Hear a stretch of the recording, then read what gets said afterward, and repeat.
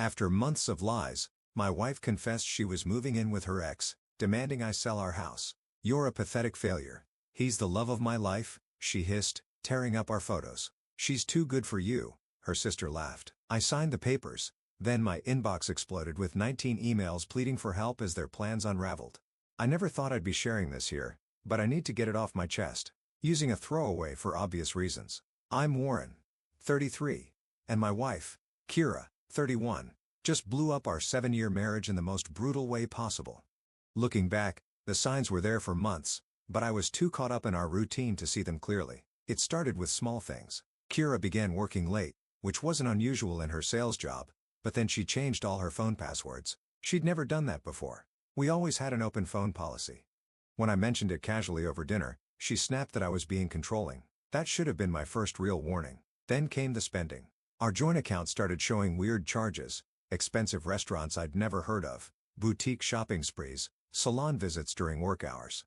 When I brought it up, she'd brush it off with vague explanations about client meetings or treating herself because she deserved it. The real red flag was when she started going to the gym at odd hours. Not our regular gym, a fancy new place across town. She'd come home showered, hair done, wearing outfits I'd never seen before. Something felt off, but every time I tried to talk about it, she'd turn it around on me. "You're paranoid. You're suffocating me. I can't believe you don't trust me." Last week, everything exploded. I was fixing our kitchen sink when her phone buzzed on the counter. A message preview from Grant popped up. "Can't wait for tonight, baby? He still has no clue?" My hands were shaking as I read it. Grant, her ex from before we met. The one she'd always said was just a good friend when he'd comment on her Instagram posts. I waited for her to come home. She walked in around 9 p.m. looking like she'd just stepped out of a photo shoot. When I showed her the message, her reaction floored me. No denial. No tears. Just a cold, cruel laugh. "Well, I guess you're not as stupid as you look," she said, tossing her bag onto our couch. "Grant's successful now, partner at his firm. What are you? Still fixing things and dreaming about your little business ideas?" I stood there, watching this stranger wearing my wife's face. She pulled out a folder from her bag. "I want you to sell the house. Grant and I are moving in together next month. His place is too small for us. The house is in both our names," I said, keeping my voice steady. "I'm not selling." She actually rolled her eyes. "You can't afford the mortgage alone, Warren. Don't be pathetic. Sign the papers. Take your half and go rent somewhere cheap. It's what you're good at. Settling for less." Then she went to our bedroom wall, ripping down our wedding photos. "You were always temporary," she hissed, tearing them up. "Grant's the love of my life. Always has been." The next day, her sister Winnie showed up unannounced. "I used to think of her as family. Kira told me everything," she said with this smug smile. "She's too good for you. Always was. Grant can give her the life she deserves. Just sign the papers and disappear." I stayed quiet, letting them think they'd broken me. Signed the initial paperwork for the house sale. Watched Kira's triumphant smile. But they don't know me. Not really. What they don't realize is that I've been watching, documenting, preparing. Every suspicious charge, every cruel message, every manipulative move. While they were busy congratulating themselves, I was making my own plans. They think I'm some pathetic pushover who'll just roll over and take this. They're about to learn how wrong they are. I'll post updates as things unfold. Right now, I need to make some calls and set things in motion. Kira and Grant think they've won, but they have no idea what's coming. Edit. Thank you for all the support. To answer some common questions, yes, I've already talked to a lawyer. No, we don't have kids. And, yes, I'm doing okay. Not great, but focused. I'll update when I can, but things are about to get interesting. Edit 2. Since people are asking, this happened in a medium-sized city in the Midwest. Update 1. First, thank you for all the support on my last post. A lot has happened, and Kira has no idea what's coming. Remember how I mentioned I had been preparing? Here's what I've been up to. While Kira thought I was moping around the house these past months, I was actually documenting everything. Every late-night work meeting, every suspicious purchase, every nasty text from her and Winnie. I let them think I was clueless while I moved my pieces into position. Last week, I had coffee with Kira's parents. They've always treated me like a son, and I felt they deserved to hear the truth directly from me. I showed them the screenshots of Kira and Grant's conversations, the joint account statements showing thousands spent at hotels, and photos from my neighbor's doorbell camera catching their afternoon meetups at our house. Her mom broke down crying. Her dad just sat there, staring at his coffee. "We raised her better than this," he kept saying. Then he dropped a bomb. Kira had borrowed $20,000 from them last month, claiming it was for our home renovation. They now know that money went to a deposit on a new place with Grant. Here's where it gets interesting. Remember how Kira kept pushing me to sign those house sale papers? Turns out, Grant's big partner position isn't as solid as they pretended. His company's been losing clients, and he needed the money from our house sale to cover his own debts. I found this out through an old college buddy who works in the same industry. I let Kira think I was desperate to keep the house, playing right into her arrogance. Meanwhile, I've been in talks with a competing firm, the one that's been poaching Grant's clients. They offered me a position that puts me directly in competition with Grant's department. I start next week. But the real chess move. I've been recording all my conversations with Kira and Winnie, single-party consent state. Last night, they came over to discuss the house sale. Their mask of civility slipped real quick when I mentioned wanting a fair split of assets. You're lucky we're letting you walk away with anything. Winnie sneered. My sister wasted 7 years with your pathetic ass. Kira jumped in. Just sign the papers, Warren. Grant's friends are already laughing at how easy it was to push you out. Got it all on tape, including their detailed discussion of how they planned this months ago. Waiting until I sign some loan papers that put more of our shared debt in my name. They have no idea I've already moved most of our joint savings into a separate account, all documented and legal through my lawyer, or that I've been compiling evidence of how Kira's been using company resources to help Grant poach clients for his firm. The best part? Grant doesn't know that Carmen, his secretary he's been secretly seeing on the side, just found out about Kira. Turns out, he promised Carmen the same future he's dangling in front of my wife. That revelation's going to hit at just the right moment. This morning, Kira was still strutting around like she's won. She left a post-it on the fridge saying pack your stuff by Friday. I smiled, took a photo of it, and added it to my file. I'm not playing the devastated husband they expect me to be. I'm not causing scenes or making threats. I'm just quietly moving my pieces into position. Tonight, Kira's going to a work dinner with Grant, obviously. When she comes home, she'll find the house empty. Not because I've moved out, but because I've moved everything of value to storage, including all the evidence of her affairs, financial manipulation, and the recordings that could torpedo both their careers. The real game starts tomorrow. I've got 19 emails ready to send it to her boss, Grant's partners, their mutual friends, everyone who needs to know the truth. But I'm not sending them yet. First, I want to watch them scramble as their perfect plan starts falling apart. For everyone asking, yes, I'm done being the nice guy. They wanted to play games. Let's play. Edit. Several people have asked about the loan papers I mentioned. Don't worry. I've got that covered. More details in my next update. Update 2. Well, Reddit, you wanted fireworks. The last 24 hours delivered enough drama to fill a reality TV season.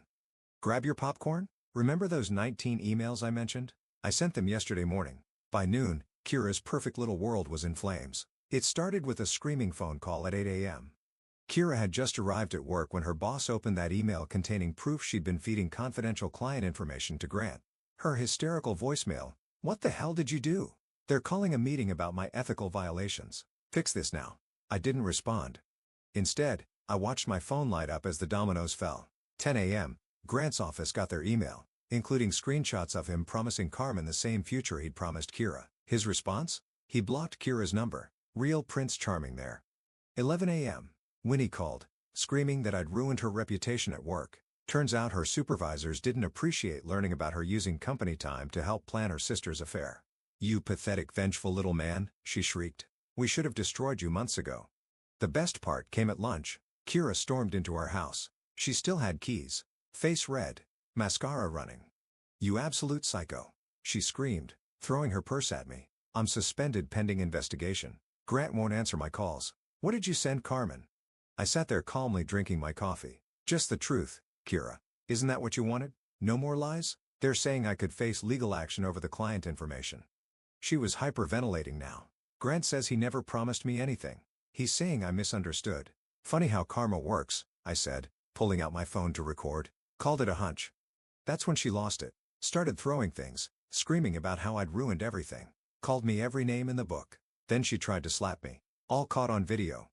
Perfect evidence for the restraining order I filed this morning. The real show started when Carmen showed up. Yeah, turns out she decided to confront Kira in person. Their screaming match in our driveway had the neighbors peeking through curtains.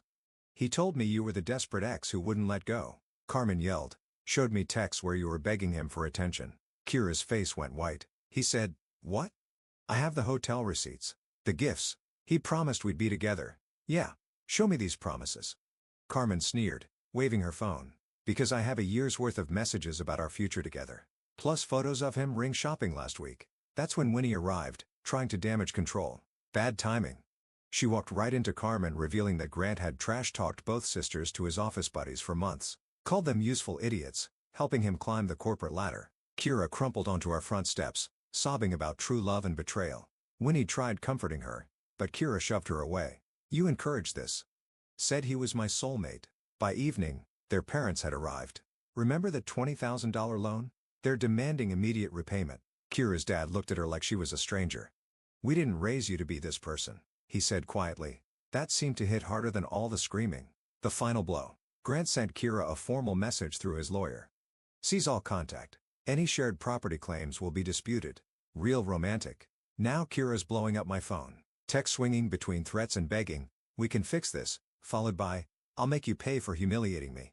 But here's the thing. I'm not done. "Remember that house they wanted me to sell? Just got an offer way above asking price. Guess who's planning to accept it and pocket their share before they can contest anything?" Winnie's trying to do damage control on social media. But the screenshots are already out there. Their friends are choosing sides. Most aren't choosing theirs. Tomorrow, I'm meeting with a real estate agent. After that, my lawyer has some interesting suggestions about our shared assets. They wanted to play games. Game over. Edit. Thanks for the awards. And yes, I kept receipts for everything. Every single thing. Finally, update. Remember me? The guy whose wife Kira tried to force into selling their house so she could move in with her soulmate Grant. Well, it's time for the final update, and trust me, karma hit them like a freight train. Let's start with today's entertainment. Kira showed up at my new apartment, mascara running, pounding on my door at 7 a.m. "Warren, please, we need to talk." Grant's engaged to Carmen. After everything, he proposed to her. I watched through my security camera as she had her meltdown in the hallway. My neighbor poked his head out, and she started screaming about how I ruined her life. Real classy. But let's back up. The last 3 months have been interesting. Remember that house they desperately wanted me to sell? Sold it all right for $40K above asking price. Kira tried contesting it, but since I had documentation of her affair and financial misconduct, her lawyer advised her to take the split and shut up. She needed that money badly. Turns out Grant had her paying for a lot of their romantic dinners and hotels. Speaking of Grant, his perfect life imploded spectacularly. Carmen didn't just leave him, she took half his clients with her. Turns out she'd been keeping records of his shady business practices. Now he's working at a much smaller firm, desperately trying to rebuild his reputation. But here's the real kicker. Remember Valeria, Grant's ex-business partner he screwed over years ago? We met at a local business networking event last month. She's brilliant, successful, and happened to have some interesting stories about Grant's past schemes. We're having dinner again tomorrow. Winnie's karma hit her too. She'd been bad-mouthing me to everyone who'd listen until someone leaked those recordings of her plotting with Kira to drain our accounts. Now she's persona non grata in our social circle. Last week, she tried adding me on LinkedIn, denied with a screenshot of her "he's pathetic" text attached. Kira's living with her parents now. The look on her face when she saw me and Valeria at her favorite coffee shop, priceless. She tried to make a scene, but Valeria just smiled and said, "Oh, is this your ex? The one Grant used to laugh about?" This morning's meltdown wasn't Kira's first attempt at reconciliation. 2 weeks ago, she sent a novel-length email about how she made a mistake and we could start fresh. I responded with a single screenshot, her message to Grant about how I was just a stepping stone. Her parents still check in occasionally. Her dad called last week, wanted to know if I'd consider taking Kira back. "She's learned her lesson," he said. I played him the recording of Kira bragging about how she married me because I was safe while she waited for Grant to make it big. The local rumor mill is working overtime. Apparently, Grant and Carmen's engagement party was quite the show. Kira crashed it, threw a drink in his face, called Carmen some choice names. Security escorted her out while she screamed about promised futures and wasted years. But the best part, I'm thriving. That new job I mentioned already got promoted. Bought a nice apartment in that upscale complex Kira always wanted to live in. Joined a rock climbing gym where I met some great new friends who know nothing about my past drama. Valeria and I are taking things slow, but it's nice being with someone who values honesty and actually pulls their own weight in a relationship. Plus, watching Kira's face turn purple when she saw us together at the grocery store. Chef's kiss yesterday. Winnie tried to warn Valeria about me being vengeful and unstable. Valeria just pulled up those leaked screenshots of Winnie plotting to help Kira empty our accounts. "Seems like he's just good at exposing liars," she said. Haven't heard from Winnie since. So here we are. Kira's single and living with her parents. Grant's engaged to the woman he was cheating on her with. Winnie's lost most of her friends. And me? I'm doing better than ever. Edit. Since people are asking, Yes, I have security cameras now. No, I don't respond to Kira's messages. Yes. Valeria knows the whole story.